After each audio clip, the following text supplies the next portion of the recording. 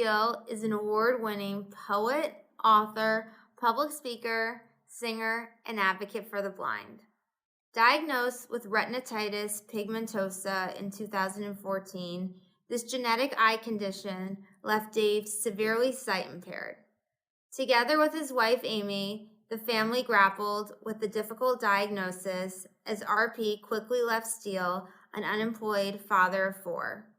Feeling the stressors of financial debt and the loss of his independence, Dave turned to social media for support with his RP journey. Dave's followers greatly identify with his poetic realism.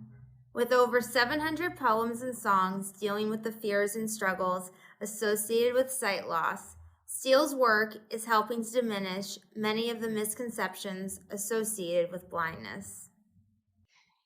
In 2014, you were diagnosed with retinitis pigmentosa. Can you tell us what RP is and how it affects you? Yeah, absolutely. So retinitis pigmentosa, or RP for short, as you just said there, it's a hereditary condition. So in my particular gene type, it runs from my mum's side. And the way RP normally presents itself, first of all, there's no treatment or cure for RP. It generally presents itself by starting off with night blindness, so struggling from light to dark places. So, for example, a normal sighted person, when they walk from a brightly lit room or environment into, say, a dimly lit room, say, for example, walking into a cinema, it may take them a couple of seconds for their eyes to adjust. With someone with night blindness, they struggle to see in low light. They're affected by glare from sunshine. And yeah, that's pretty much how it starts. And then you start to lose your peripheral vision. So it's like they call it tunnel vision. So it's like a tunnel closing inwards, and then your central vision starts to go. And in a lot of cases, it results in complete blindness. Where I'm at the moment is I've lost all my peripheral vision. My left eye is the worst of the two. I've not got much sight remaining in my left eye, and my right eye is pretty much like looking through a straw. So I have a long cane that I use to get around. I have a guide dog called Christopher, who's amazing. He gets me around. Yeah, I love do. it. I have a dog, and oh my goodness, I love her. I mean, He's it's not a fantastic. service or a guide dog, but some people have opted out for, to have guide dogs and all of that. So it's nice to hear that you have one. Yeah, he's amazing. I was on the waiting list for 18 months to get Christopher, and actually got the phone call to say that they'd found me a match on the day that my first book came out. It was so bizarre. I'd just been kind of published as an author for the first time, and my wife and and my son Austin were going out to celebrate at a restaurant in the afternoon. And on the way to the restaurant, the phone rang, and it was guide dog saying, "Oh, we found you a match." And it was like double whammy. We were stunned. My wife was in tears, and yeah, so he makes a massive difference. So as I was just saying, I've got a guide dog, I've got my cane, and although I've got these things, I can still see faces. All but if you were sat next to me, I could maybe only see like part of your face. I can still read text if it's large enough, and use the little bit that I've got fairly well, but Right. It is pretty much like looking for a straw. Yeah, for sure. And and like you said, it's looking through a straw and so forth. And this is obviously very similar to what Rebecca has, or Rebecca Alexander, who Exactly, it's exactly the same as that. Usher syndrome is actually the same exact sight loss as RP, so it's retinitis pigmentosa, but with hearing loss as well. Right, so exactly. It's exactly the same. Me and Rebecca see very similar, actually. We're pretty much the same level with sight. Yeah. So what has been the hardest part of living with RP? There's a few different things. First of all, I think quite often with disability, it's not just the kind of physical aspects of what the condition does that are the tough part. It's actually people's judgments and misconceptions. And particularly with blindness and low vision, or whatever you want to call it, visual impairment, there's still a lot of common kind of misconceptions. People think you're either completely blind or not at all. You think if you're using a cane, you see nothing, you can't see a face. Or if you've got a guide dog, you must be completely blind.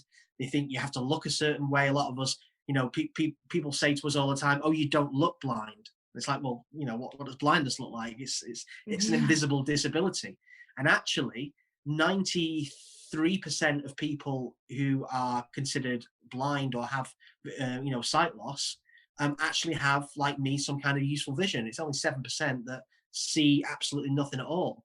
But you know, a lot of people still to this day, you know, get judged because of it, and they also, a lot of people become kind of isolated because they're feared of how they're going to be, you know, reacted to when they're out and using canes. And yeah, so that's probably one of the toughest parts. The other part for me is, and I've written about this, is that the particular type of RP that I have is, there's a 1 in 2 chance that my 7-year-old son Austin and my 13-year-old daughter Ellie could lose their sight when they're older. And as I said, there's no treatment or cure. It doesn't normally it doesn't normally show the first early stages of RP until the early 20s. So it's kind of a waiting game. We know the carriers, we know, you know, that potentially going to get it, but we've got to kind of wait and see. So that's another thing that kind of inspires me to do what I do, in, you know, showing all the things that you can achieve despite disability or any low vision. Now, I guess you have to wait. I mean, because obviously your kids, Austin who's 7, and then your daughter who's 13, obviously they're still growing and developing. But are there any tests to see if they have the gene already, or do they need to wait? Have got the gene. Yeah, they have got the gene. It's just whether it presents. Okay. We don't know. There's a 1 in 2 chance that it will actually, you know, develop, but they are carriers, and whether it actually presents or not, we won't know until really that kind of stage. I actually had a genetics appointment a few weeks ago, and the specialist here in Manchester said to me, you know, we can test a little, you know, in the next so many years, but actually the only good thing about having those tests is to tell someone they haven't got it. If they have got it, there's no benefit to that. So my advice to you would be, just let them live the lives without that burden until it becomes an issue that they have to deal with. Because I only started to lose my sight dramatically when I was 38. So, you know, if I'd have kind of had that hanging over me my entire life, I wouldn't maybe have done the things that I did with my earlier life before sight loss. And I wouldn't have maybe lived it to the full, and I'd be a different person, and I wouldn't change my experiences for anything.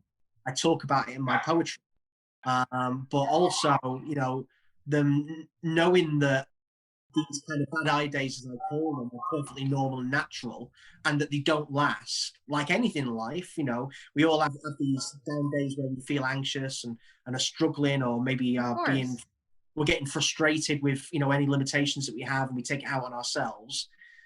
You know, being able to kind of take a back step and go, okay, this is perfectly normal and natural, and it will pass, is something I use to certainly get me through. Yeah, of course. I always say that I'm thankful for my blindness and this challenge in the last 6 years. You know, they've made me appreciate the world and things and relationships. And, you know, we talk about COVID and we say that, you know, this year a lot of people, it's almost like, you know, when we first went into lockdown here, I said that it was like the rest of the world had stepped into our shoes. People with disabilities, that they were having to deal with all the things that we deal with on a regular basis, things like anxiety and social isolation and all those sort of things. So, you know, I hope hopefully this year, a lot of people will be appreciating, you know, what they've got in their lives more than they did before. And I think that's certainly the case for people like us. When we have challenges, we sort of, you know, I use the little bit of sight that I've got to actually see, you know, what's important. That's what I was trying to say. Of course, you know. So are there any other adaptations in addition to your guide dog and the cane that you use, whether it be electronics, the computer, writing? Absolutely. I use, I'm a big kind of Apple geek. I use a lot of their tech. I was actually lucky enough, I did some press for Apple last week. It was so cool, the power of social media. So I've got my iPad, and I'm on an iPhone now speaking to you, and so I'll use, like, if I'm having a bad eye day, I'll use speech to text or Zoom text and all these different amazing features that are there within. But I did a thing a couple of weeks ago. I got a new Apple iPhone 12 Pro Max, I have and the one too, magnifier yeah. on it's great. But the reason I got it was I'd seen a couple of articles online for this thing called people detection, which basically through the camera and this thing called a LiDAR lens, it shows you how far you're away, and it can detect people in a darkened room or wherever. Really? Oh, Yeah, and it wow. shows you if you're like a meter or 1.5 or 2 meters away. So for people like myself, especially this year, who have been struggling with social distancing and maybe not going out as much and being, scared to go to the shops and things like that, for being shouted at or bumping into people, we've got this tech now in the Pro Max. So I bought the Pro Max, did a video on it for my YouTube channel, and someone from Apple got in touch with me, and I ended up doing some press briefings on the people detection for all the press in Europe last week. So, the power of social media. But yeah, we're so lucky, I think, not just for low vision, but I think for generally for accessibility features for people with disabilities, whether it be motor skills or things like that. There's lots out there in this day and age. We are very lucky compared to maybe how it was 20, 30 years ago.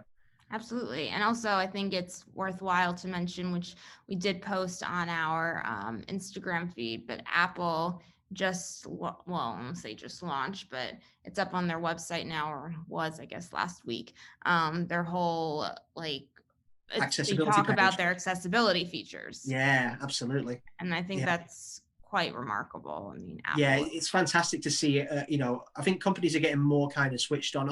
Apple, in my opinion, and this is just my opinion, kind of lead from the front with regards to working with people from our communities to kind of understand and get the and develop the tech. And I think that's vital going forward, because it makes it's a life-changing difference. Absolutely. I don't know what we would do without technology. I mean, some people, and this has nothing to do with whether you're, you have a visual impairment or a disability or anything at all. But I mean, technology has changed. Well, it's changed everybody's life. But for me, it's kind of, there's talks on this, but the amount of time I spend on my phone in comparison to some of the other people or some other people, it's, and I'm not the only one. It's crazy. Exactly I rely on him more for that's how we communicate. But for you, anyways, my whole point is that it's just, I wouldn't be doing what I'm doing now if it wasn't for having right, of course, technology. I wouldn't have been able to reach out to an audience. All my poetry is written on my iPhone, on my iPad. I've literally got everything stored, and I just if I get an idea about something I want to speak about, I'll have my phone with me. And the other good thing about it is, and I spoke about this the other week, for people like me, who are having to deal with these misconceptions, like I was just talking about with regards to low vision, because we have this, all these features within these devices, to actually pull out a phone in public and use some of this accessible tech makes you feel sometimes, less self-conscious than maybe using a cane or having a guide dog, because, everyone's got these kind of devices. So, if someone's maybe not wanting to be stared at all the time, which we often get when we use, our canes and things like that, it's nice for someone to kind of bridge the gap and become more comfortable with getting around by using these things that everyone else has already got in their pockets. So it's really helpful. Yeah. So as you mentioned, you have a guide dog, Christopher. What was the training like? Obviously he was a match for you and they called you, but what was the training like with him when you first got him? So I got the phone call saying they potentially found me a match. Obviously, the way these kind of things work is maybe different in different countries, but in the UK, we have one charity called Guide Dogs UK who look after it all. I know in America, there's several different. It's like the leading guide dog of the blind. Yeah, there's quite a few. But yeah, so, I got the phone call a couple of days later. They brought him to meet me, meet the family, because it's important that, they're comfortable in their surroundings. They match you on your lifestyle, on the temperament of the dog, and whether you've got children, whether you've not got kids, whether you live in a quiet area, an area where there's lots of traffic and roads for it to tackle. So there's lots of things you take into consideration. And then after meeting him for the first time, I went on a residential kind of 11-day course where we would work together.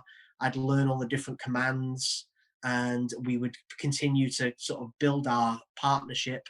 And then after the 10, 11 days, I'd come home and the trainer would work with me in my local area to make sure that I was good with the surroundings. And then once he was comfortable, I was signed off and qualified as a guide dog user. And, from there on, it's a kind of a constant kind of working together, because that's what it's about. A lot of people, there's a lot of misconceptions about a guide dog. A lot of people think that a guide dog is some kind of canine sat nav and satellite navigation where you just say, oh, to the shops, and the guide dog takes you, and it's not that case at all. A person using a guide dog will give the commands of left and right to tell the guide dog which way to go. Say straight to the curb, and the guide dog will sit down at the curb. And then when I think it's safe to cross, I will say forward. And if Christopher sees a car coming that I've not seen, he'll refuse to go.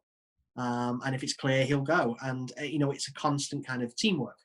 Of course, absolutely. And so what other ways, and obviously you've spoken about crosswalks and so forth, but, what has been, or, how has having Christopher, in addition to your cane and, even probably assistance from, your wife and kids, if you're with them and other people, Yep. has he made, how's he impacted your quality of life and your life in general?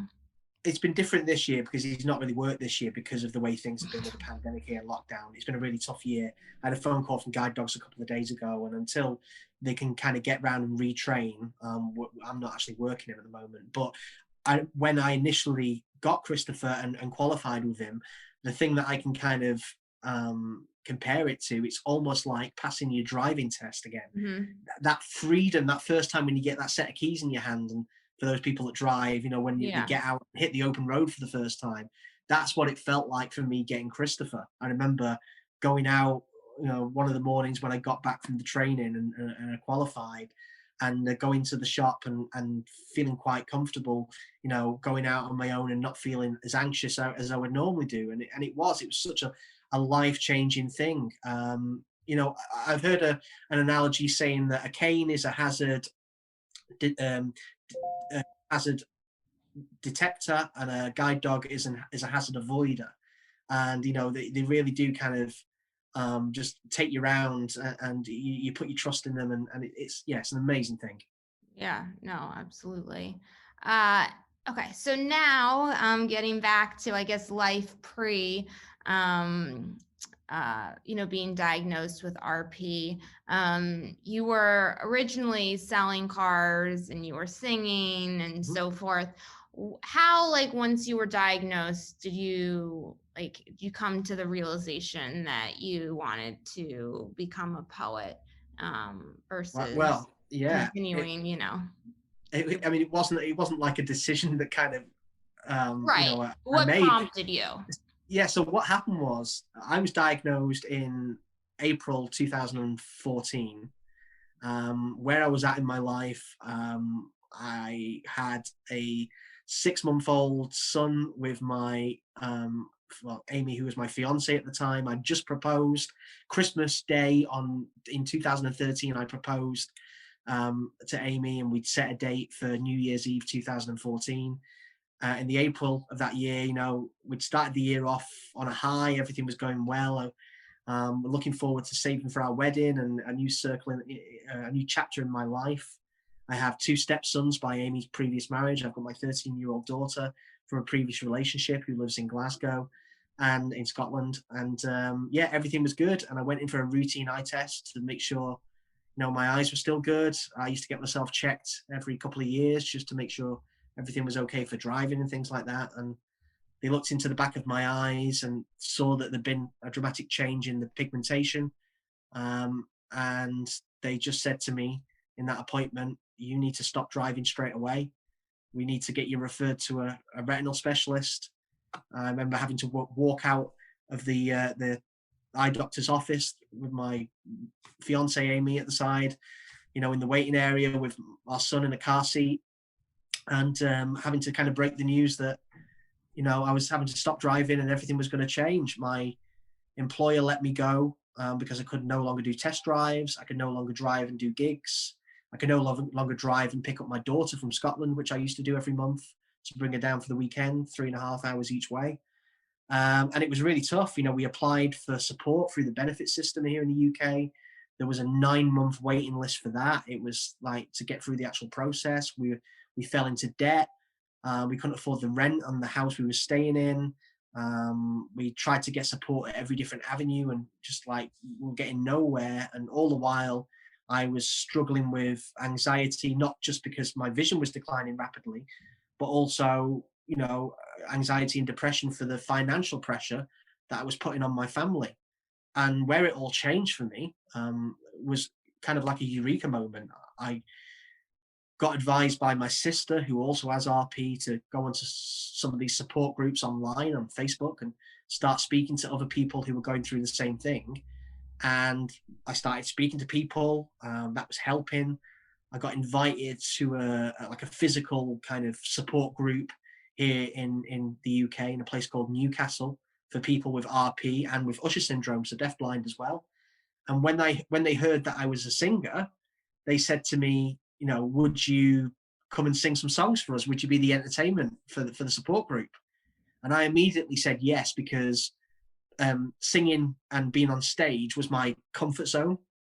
I was very nervous about being around other visually impaired and blind people for the first time, because it was like a glimpse into the future for me. And, you know, seeing other people using a cane or having a guide dog scared the hell out of me. So when they asked me to sing some songs, I was like, yeah, of course. And then the night before going to the support group, I was going over ideas of songs to sing. And I just had this idea where I thought, what about if I take a song that everyone knows, but change the words so it would resonate more and have more of an impact? Mm-hmm. So I chose Stand By Me by Benny King. Love it. Because it was a song I used to do quite regular, but the opening line of "When the night has come and the land is dark and the moon is the only light we'll see," that was like night blindness. So I rewrote the song in like 20 minutes, changed the words, changed the chorus up, elbowed my wife, my fiance, she was at the time there, and said, you know, I've just had this idea and I just believe it's going to change everything. And I went to that support group the following day, and when I sang the song, people broke down and were hugging me and saying that I was able to describe how they felt about their journey with low vision blindness. And for the first time, I felt like, actually, I can do something. I can do something to help other people. I felt like I got my purpose back. I always say that, you know, people who go through a diagnosis of disability or, you know, any kind of big change in their life, they have that battle for independence, confidence, pride. But the biggest thing it kind of took for me was my purpose. I didn't know, you know, what my place was in the world anymore and what I was going to do next. And all of a sudden, when I found the ability to kind of write these words, that was when it, like, something clicked, and I went, okay, this is what I can do. And it was literally like opening the floodgates. I'd never really written poetry before. I'd written a couple as being a singer. I'd written a couple of songs, but nothing really major. But literally, when I started writing about everything that I was going through with my kind of journey, and it was connecting with other people, it was like opening the floodgates, where to the point, you know, I was writing every day, 2 or 3 a day, posting them online, and people were messaging me from all over the world saying that they were using my words to feel less alone, and they were using my words to help them to explain to their friends and their family how they felt when they couldn't find the words themselves. Right. And literally, you know, to the point now where 6.5 years later, I've written over 800 poems, 3 books. Amazing. I have all your books. They're amazing. Oh, thank you. I have all your books. The first book is very much the Stand By Me RP, which is named after that song. And then there's volume 2 and volume 3. And I released those in 3 years consecutively every February, because February is RP Awareness Month. And, you know, the first book is very much that kind of early days, going through that first year of diagnosis, where the curtains, the blinds kind of closed, you know, on days where I was really struggling with anxiety and depression. And often those are the poems that really kind of connect with people the most, because when you're at that beginning part of the journey, that's where people need the most support. So I remember when I first, you know, started doing it, I was like, I can't believe there isn't more people out there doing this, because music music and poetry to me is the same thing. It's song lyrics. Mm-hmm. And, you know, we've all got those songs that have gotten us through tough times, Mm-hmm. you know, heartbreak, you know, whatever, breakup, whatever. We all use it that way. So I couldn't understand why people weren't doing it for, you know, blindness or low vision, or disability. Sure. So it just seemed very natural. Yeah. But yeah, it's amazing how you can. I've never written anything that takes me longer than 20 minutes. What's that Because if it's not, process like? yeah, if it's not flowing from the heart, it's not worth writing. Right. So I have an idea or a feeling, and then I just go. Mm-hmm. And it literally every time I do it, it's like someone sat on my shoulder. It's a very strange process. Right. And to be able to do that and then click a button, use social media, and send it around the world to someone who's maybe having a tough time, and if it's for it to help them, is just it's an incredible thing to be able to do. You know, I never take it for granted. And it must provide you with a lot of joy and you know, and feel like you're giving back. Yeah, well, it healed me every time, you know, especially in those early days. I remember my wife saying to me, we went away for a few days to take a break, and she said to me, right, just switch off your phone now and stop doing it. And having to stop kind of writing forcibly, just, you know, it wasn't doing me any good. And then she eventually saw that and she went, just go with it, because, you know, helping other people helps us. You know, Absolutely. and that's certainly, you know, been the case for me. Yeah. Now, is there a message or a theme of your poems that, you know, that your hope is that, you know, that you convey to those that read them and your readers? Yeah, there's a few different things. So I'll explain, and then if you want, I'll read you one. Yeah, for sure. We'd love that. So, first of all, you know, it's helping people realize they're not alone. So talking about a lot of the common things that we kind of go through and feel. And you know, dealing with independence, talking about the misconceptions that are out there as well. So, you know, there's common themes all the way through my poetry, and I've written over 800 on a lot of these same themes. But then when I say to people about it, I go, well, how many songs are there out there about love? Sometimes when you could write, you know, 1 million songs about love, or I can do 1 million pieces of poetry about blindness. And even though you're talking about a lot of the same things, if you say a certain line in a different way, that will resonate with someone in a way that maybe it won't with others. So I'm constantly, you know, telling that story in different ways to connect with as many people as possible. So I'll read you a piece of poetry. This is one I wrote a few weeks ago. Wow. And one of my friends, when I posted this, said he cried. This guy called Ben Fox, who I'm sure we'll get you to interview because he's amazing, Ben.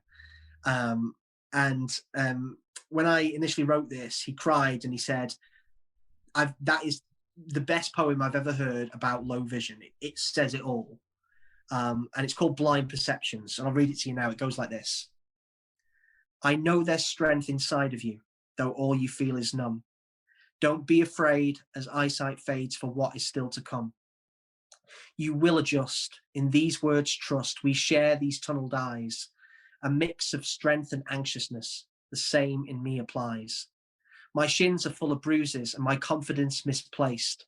At times, self-isolated, felt the world too much to face. So I'm here to remind you, all the times we fail don't matter. There's lots of misconceptions still. Let's remind them of the latter. It's not that complicated. Change how blindness is defined. Let's educate, articulate the many ways we're blind. It's never all or nothing, many shades and different views, yet there's this stereotype they keep on printing in the news. No wonder some of us have fears when out in crowded place. They see the cane but can't explain why we look them in the face. There's some of us who stay at home, convinced of the excuse that because we don't look blind enough, there's a need to be recluse. Don't waste your life on people whose opinions are way off. Just swipe your cane with courage. Hold your head with pride aloft. So never doubt what we're about, despite what some believe. Come join me on my mission. Change the way we are perceived. I won't let the haze that fills my eyes consume the rest of me. There's more to life than edge of knife, despite what I can't see. Try not to care as people stare with looks of vague suspicion. But why should I explain to them the terms of my condition? Though it's much simpler to stay home, I won't waste another day. Their pity's just an obstacle that's getting in my way. Though I am blind, won't be confined by others' misconceptions. This poetry that spills from me will change their blind perceptions. Though anxious chest and days depressed have far from disappeared, I've learned to breathe while I still grieve, control these things I've feared. My kids look on, not on what's gone, but all each day I teach. For if tomorrow their eyes pay, life's dreams are still in reach. So I'll not cry as vision dies, won't focus on the blur. No point in holding on to how those dreams and eyes once were. It's amazing. Bravo. I really love it. Thank you. I really love it. So are you writing another book of poems, or how does this work, since now that you've had X number of books out, like, or where, you post them obviously, but. Yeah. Well, there was this year was supposed to be a massive year for a lot of us, but you know what it's like For a lot of people. Yeah, too. a lot of plans that kind of got put on hold and fell by the wayside. Literally, at the beginning of the year, I had the honor of being asked by AFB, the American Foundation for the Blind, to be the host, the MC compere of this year's Helen Keller Awards in DC. Amazing. And I had my bags packed. I was ready to fly out, come out there, and we went into lockdown and everything got kind of shelved. So this year I was supposed to be releasing a new book. Actually, more than one new book. The Stand By Me RP books are kind of done. There is going to be a kind of blind poet book, which is kind of a best of with a lot of new stuff as well. There's also going to be, this is really cool, I've not really spoke about this a lot, there's going to be a new series of children's books. Oh, wow. So I got this idea to write a series of short poetic stories. Mm-hmm. So short stories told in poetry form Mm-hmm. for children about a young visually impaired boy and Mm-hmm. his guide dog and all the challenges that they face going to school. And it's about helping children with disabilities and low vision in particular have a character to identify with, but also helping other kids have this story that makes them easily understood. So it's about breaking down social barriers for children, with disabilities. We had those beautifully illustrated, and I wrote the first 6 stories in like one night. So hopefully 2021 will be a fair bit from me. Yeah, let's hope so. I mean, I can't believe the year's over and we're just still in this mess, quote unquote, but all will be good. So what advice would you give to others who want to be an aspiring musician or a poet and have some type of, visual impairment like you do? For me, because I say music and poetry are the same thing, I find that the kind of artists, whether that be songwriters, musicians, that I kind of really relate to the most are those that really kind of bear all and open up their hearts and tell their, true stories and talk about things that, are really relatable. So, my advice to anyone who's thinking of maybe doing that is just be honest. I remember when I first started doing this, I actually got heavily criticized here in the UK. From people within the blind community, saying that I shouldn't talk about the bad days or the depression or the anxiety because that's putting blind people in bad light. It's making them being seen as weak. And I kind of said, well, actually, there's great strength in being able to talk about your weaknesses. Life isn't all, inspirational on roller skates, and jumping out of planes and everything else. It's good and bad days, and we've got to keep it real. And that's the way you kind of reach people and have this kind of impact. Mm-hmm. So, when I look back on it now, I remember getting this criticism and really taking it to heart, because every word that I write is my heart and soul on the page. So, I really took it quite badly when I first started getting people trying to, trying to stop me and being negative. And when I look back at it now, I'm glad I didn't listen, because I think you've got to keep it real and tell it how it is, and that's what life is about. Yeah, exactly. It definitely is. We have good and bad days, don't we? And it's that comfort. I said it in that poem, and there's a few lines in there, but one particular one that I talk about all the time about learning to breathe while I grieve. I still grieve. I'm grieving for the sight I've already lost. I'm grieving for the sight I'm yet to lose. There's certain situations that naturally will make me anxious when I'm in low light, when I'm in busy places. But the difference now is I won't let it stop me. So I'm still anxious. I'm still struggling with depression at times, but I'm not going to let that stop me from going forward. I'm breathing and grieving at the same time. And that's, really important. Yeah, I think that is really important. And, when there's a loss of some sort, it's difficult to manage. I mean, it's actually very interesting because, I give you a lot of credit, and those, including myself, that are able to make something out of it, in terms of our differences. I think the biggest thing for me was, when I do this all the time now, I look back on those earlier days, and I think that the talking about it in the form that I do, has been the biggest help for me, and obviously, helping others. And I'm at the stage now where when I have bad days, which I still do, and everyone does, regardless. I mean, absolutely. But when I have these bad days now, my first thought is, how can I use what I'm going through today and what I'm feeling to connect with somebody else? Right. And that in turn is the thing that kind of gets me through it. So, having that kind of thought process of, using, I always say, we take our biggest challenges in life and turn them into our greatest achievements. Mm-hmm. And that's what, people like yourself do.